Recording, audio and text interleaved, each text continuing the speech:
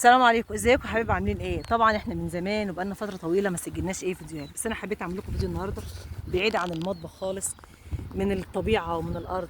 طبعا في ناس كتير بتحب الحاجات دي او بتحب الريف واجواء الريف، فحبيت اخدكم النهارده كده معايا في جوله سريعه، وهيبقى فيديو بسيط وسريع. النهارده احنا طبعا في قلب ارض ذره، ديت كانت مزروعه بطاطس قبل كده زي ما انا هحكي لكم عليها، وبعد كده زرعناها ذره. طبعا في ناس كتير كانت زرعه بطاطس واتضربت كتير قوي، حتى احنا من الناس ديت. ربنا يعوض عليهم وعلينا يا رب، اللهم امين. وان شاء الله الخير جاي باذن الله.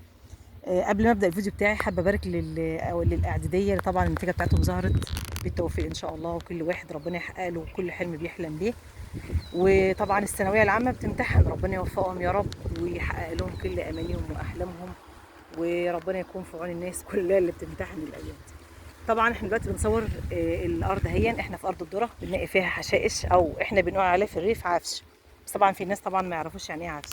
اللي هي الحشائش اللي موجوده بتبقى دي بتضر الارض، بتمص الغذاء بتاع الزرع اللي مزروع، فبضطر ان احنا نتخلص منها. الارض طبعا بتعوز رش. هنسال معانا الحاج عبد الجليل هيقول لنا الدوره بتاعه الذره، لانه احنا طبعا ماشيين مع مهندس، والمهندس هو اللي بيديك الارشادات فبتمشي عليه. الرش بيبقى كل قد ايه يا حاج عبد الجليل عشان الدوده، ونتجنب المحصول ما يبص من اكل الدوده؟ بسم الله الرحمن الرحيم. طبعا احنا بنصور لكم دلوقتي قرب المغرب والشمس يعني اوشكت على الغروب، فبننقي شويه عفش بيسموها الحشائش الضاره او الحشائش اللي بتطلع واحنا مش محتاجينها، بس هي كلمه ضاره بقى اتعودنا نسمعها يعني، بس مفيش حاجه ضاره ان شاء الله. كل اللي ربنا بينبته في الارض هو خير، بس احنا لو عرفنا مثلا في نبات زي الرجله ده، يعني في ناس بتقول فيه اشعار. المهم مش ده موضوعنا. بالنسبه للذره، طبعا احنا عمره حوالي 35 يوم الوقت او 30 يوم، وده نبات الرجل اهوت بنصوره لكم. طبعا كل الناس في الارياف يعرفوه، واللبنانيين والبلاد الشام بيسموه البقله. طبعا هو حاجه اساسيه عندهم، رقم واحد في السلطه، لانه بروتين عالي ونبات قوي جدا.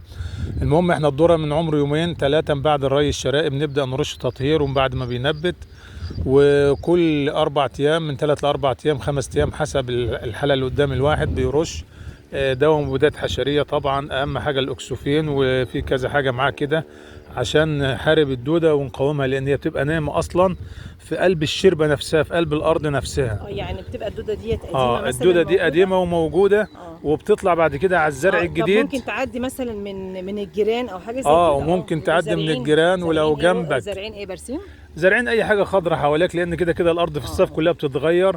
اللي زرع مثلا قمح او زرع برسيم او زرع بطاطس، كله بيغير لذره او رز، او اللي يزرع لب بطيخ صوبر او قرع، او حسب ما يزرع. ما انصحكوش تزرعوا. ما انصحكوش تزرعوا لب الصوبر. اي والله، لان هو زرعه خداعه، يعني ممكن تطلعك 7 سما او تنزلك 7 ارض. والله فعلا.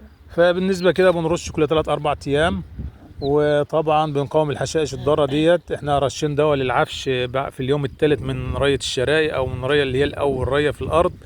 وبعد كده بنمشي بنقاوم بقى يدوي الوقت بعد عود عفش او جزء من الارض ما جاش فيه رش بنقاومه. وطبعا الذره فاضل له حوالي اسبوع الوقت ونحطوا له الكيماوي ويشرب. وهنرشه النهارده برضه رشه اكسفين، دي الرشه الخامسه او السادسه في عمر شهر، يعني حوالي من 3 ل4 ايام من بعد الاسبوع الاولاني. ماشي يا حاج عبد. ماشي. بعد كده ان شاء الله يعني كل ما نيجي نعمل فيه حاجه طبعا نصور لكم الحلقات ديت لو انتوا حابينها، لان في ناس كتير بتحب اجواء الريف. قولوا لنا واحنا هنصور لكم ان شاء الله باذن الله، لحد ما الذره ده يجي يقلي نبقى مع بعض حلقات جديده ومختلفه، مش لازم كله في المطبخ، يعني ده خارج المطبخ. في نهايه الحلقه بتاعتي يا رب ما تنسوش تعملوا الاشتراك وتفعلوا زر الجرس وتشتركوا في القناه عشان تكبر قناه أميرة حسن. ما تنسوش تعملوا الاشتراك يا حبايب قلبي. دي نهايه الحلقه بتاعتنا، وان شاء الله حلقات جديده باذن الله من قناه أميرة حسن، كله جديد في جديد. السلام عليكم. الف سلامه.